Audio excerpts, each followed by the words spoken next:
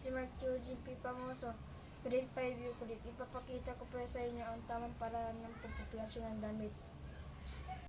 Una, painitin ang plansya sa katamtamang init para hindi masunog ang damit. Pagkatapos plansyahin ng damit, harap at likod.